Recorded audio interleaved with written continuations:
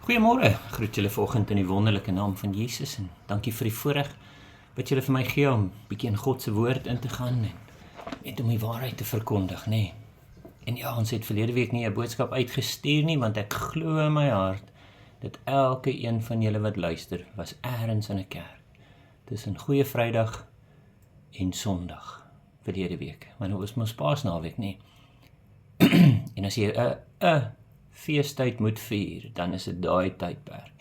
Kersfees, jy kan maar een kant sit, weet al daai goedjies, maar Paasfees, dit is die kern van die Christen geloof, dit is die kern van my en jou geloof.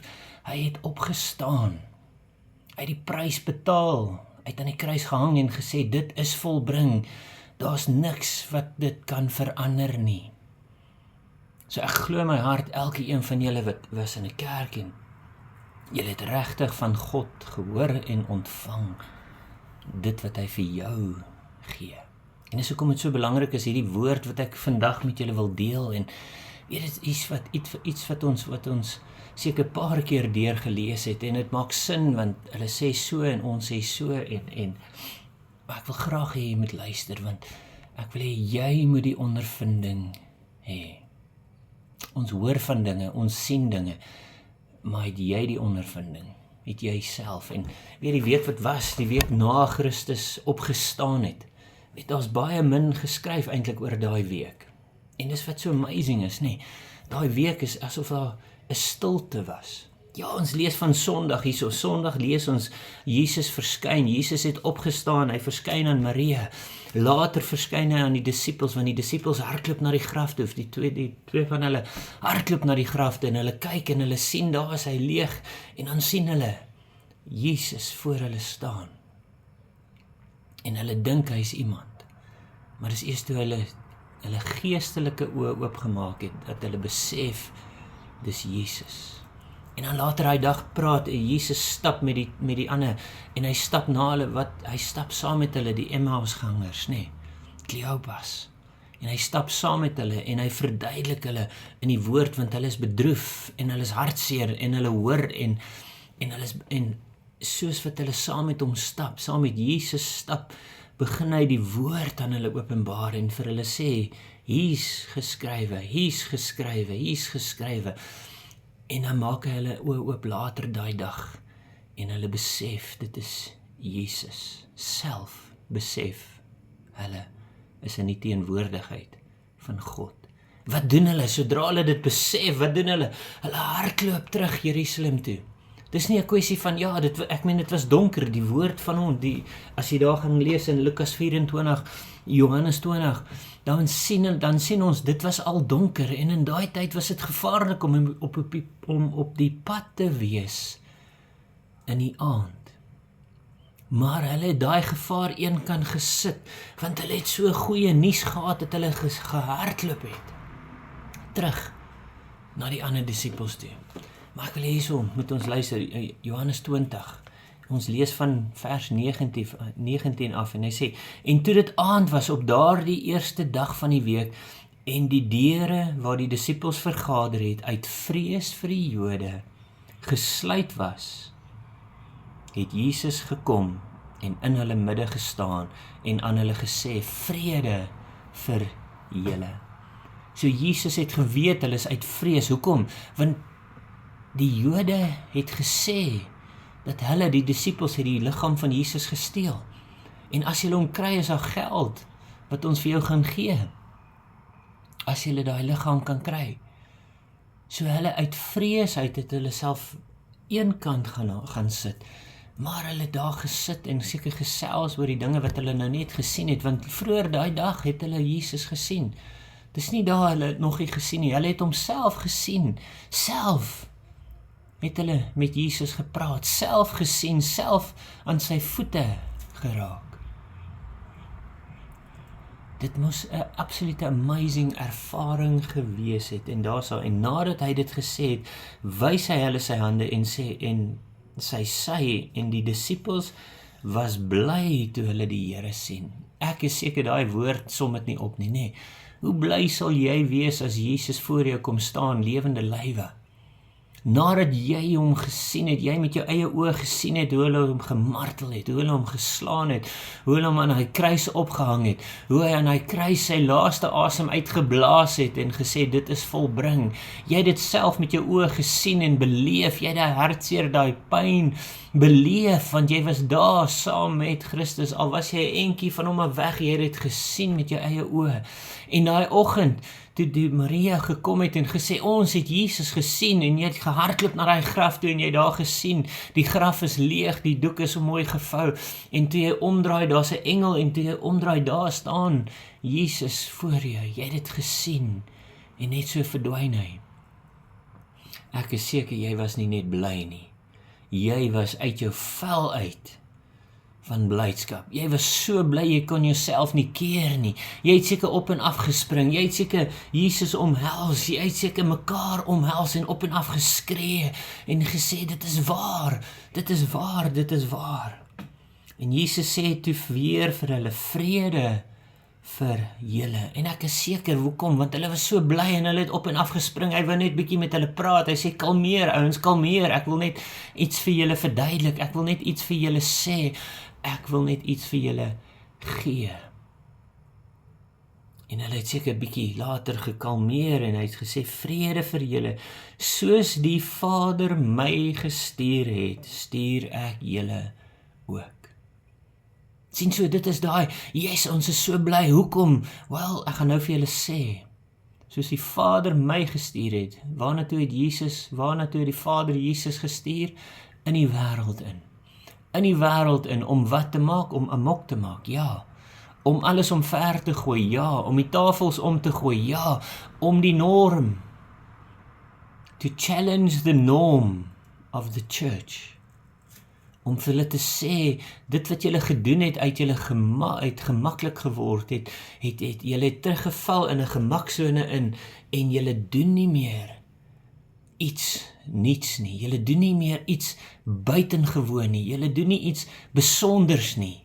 Daai blydskap wat in julle is, want julle het gesien en beleef, daai blydskap wil ek hê julle moet gaan verkondig, vertel, deel met die wêreld daar buite. En hy sê vir hulle, en nadat hy dit gesê het, blaas hy op hulle. Julle sien wat ek gedoen het, maar julle weet ook, ek het dit nie alleen gedoen nie. Hoekom? Julle was daar toe ek gedoop was in die Heilige Gees, nee. Julle was daar toe Jesus ingegaan het en Johannes die Doper het hom gedoop en die engel en die Gees van die Here het soos 'n duif op Jesus neergedaal en vir hom daai krag gegee, sodat hy dit kon doen wat die Vader hom gestuur het in die wêreld om te doen, nee. En hy sê, en hy blaas op hulle en sê vir hulle, ontvang die Heilige Gees. Ontvang die Heilige Gees, dit wat vir Jesus die krag gegee het, die vertroue gegee het, om uit te gaan en die woord te verkondig, gee Jesus toe vir hulle. En hy sê, as julle die mense hulle sondes vergewe, sê, hoekom gee ek hierdie dinge? Ek sê nou vir julle, nee, dan word dit hulle vergewe. En as julle die mense hulle sondes hou, dan is dit gehou. En Thomas, hier is die crux van die saak, nee. Hier is die ding, hoe desperaat het jy 'n verhouding met Jesus nodig? En Thomas, wat genoem word Didymus, een van die 12, was nie saam met hulle toe Jesus gekom het nie. Die ander disippels sê toe vir hom, ons het die Here gesien, maar hy het gesê, as ek nie sy hande, die merk van sy spykers sien en my vinger steek in die merk van die spykers en my hand in sy sy steek nie, sal ek nooit glo nie. En ja, daar's die eerste keer wat jy hierdie ding lees en die eerste paar keer eintlik wat jy hierdie lees en jy besef wat Thomas daar, en ons sê dit mos in Engels, nee, the doubting Thomas, as ek self nie, dan gaan ek nie glo nie. So hy twyfel oor die disippels. Ek meen, hy het nou vir 3,5 jaar saam met die disippels gestap. Hy het one-on-ones gehad met hulle, toe hulle moeg was, toe hulle bly was, toe hulle hartseer was. Ja, hulle was daar, Thomas was daar, saam met sy chommies, saam met sy pelle, en hulle sê vir hom, ons het hierdie ding gesien, en hy sê, as ek dit nie self sien nie, sal ek nie glo nie. Dis die eenvoudige boodskap daar, ek glo julle nie, en daarom glo ek nie. Maar miskien is dit daai van Thomas het gesien wat Jesus gedoen het, toe hy saam met hulle gestap het. Thomas was daar, toe hy gehoor het wat die woorde, die waarheid wat Jesus verkondig het, die boodskap van die lewe en oorvloed wat Jesus verkondig het. Thomas het gesien hoe Jesus die blindes laat sien, die dowes laat hoor, die krepeles laat opstaan, die wat siek was, hulle gesond gemaak het, die wat gevul was met onreine geeste. Thomas was daar toe hy gesien het hoe Jesus daai onreine geeste uitgedryf het. En daarom het hy gesê, Thomas was daar toe Lazarus uit die dood uit opgestaan het. En Jesus het hom uitgeroep en gesê, kom na my toe, Lazarus. Thomas was daar en hy het dit gesien en hy weet wat sy gevoelens hy gevoel het toe hy elke ding gesien het. En dit is daai wat Thomas sê, nee, ek wil nie hoor wat jy het nie. Ek wil nie die tweedehandse ding beleef nie. Ek wil daai one-on-one hê. Ek wil daai eerstehandse ondervinding, daai ervaring wat ek ervaar het, so ek saam met Jesus gestap het. Dit is wat ek wil hê. Daarom glo ek nie wat jy wil hê, wat jy van my vertel nie, want ek wil dit self beleef. Ek wil dit self sien. Ek wil dit self ervaar. Ek wil self 'n one-on-one met Jesus hê. En dit is dit wat hom gedryf het om te sê, ek glo jou nie. Want hy het geweet, Jesus ken sy gedagtes, hy het geweet, Jesus ken sy hart, en hy het vir Jesus eintlik gesê, ek glo nie wat hulle sê nie, ek wil dit nie glo nie, want ek wil dit self beleef. En hy het dit uitgespreek, en dit is daai, waarop ons op daai punt moet kom, soos Thomas, en sê, ek hoor wat in daai kerk gebeur, ek hoor daar's 'n uitstorting van die Heilige Gees daar, ek hoor daar's herlewing in daai kerk, en daar's dit daar, en daar's dit daar, en jy daai ondervinding, maar ek wil nie daai tweedehandse ondervinding van Jesus hê nie, ek wil daai persoonlike, intieme verhouding met Jesus hê, sodat hy my sal doop met die Heilige Gees, sodat hy my sal vul met die Heilige Gees, sodat ek bekragtig is, sodat ek kan gaan in die wêreld en dit doen wat Jesus gedoen het. Maar ek weet, ek kan dit nie hê as ek nie persoonlike ontmoeting met die Here ontvang het nie, gehad het nie. En dis wat Thomas vir jou en vir my moet sê vandag, om te sê, hoe desperaat is jy vir 'n persoonlike kontak, 'n persoonlike one-on-one met Jesus? Is jy desperaat genoeg om dit uit te spreek en vir die Here te sê, Here, ek hoor, ek sien, maar ek wil self U beleef. Ek wil self hê dat U, die Heilige Gees, oor my sal laat blaas. Ek wil self hê dat U my sal vul met die Heilige Gees. Ek wil dit nie van iemand anders hê nie, ek wil dit van God af hê. En dis die boodskap waarmee ek jou los hierso. Hoe desperaat het jy God nodig? Hoe desperaat het jy daai persoonlike ontmoeting met God nodig? Dat jy bereid is om vandag te sê, Here, as U my nie self vul met die Heilige Gees, en ek lees van die dinge hierso, ek ervaar hierdie dinge wat in God se woord ingeskryf is, en ek wil daai intimiteit hê, ek wil daai krag hê, ek wil daai vertroue hê, en ek weet, ek kan dit nie self doen nie, ek het Jesus nodig. Het jy vandag daai invulling van die Heilige Gees nodig? Vra die Here. Ons kan niks vir jou doen nie. Sy disippels daar kan niks vir hom doen nie. Hy het gesê, ek weet, as ek die volheid van Christus wil hê, dan het ek 'n ontmoeting met die Here nodig. En ek bid dit oor jou lewe vandag.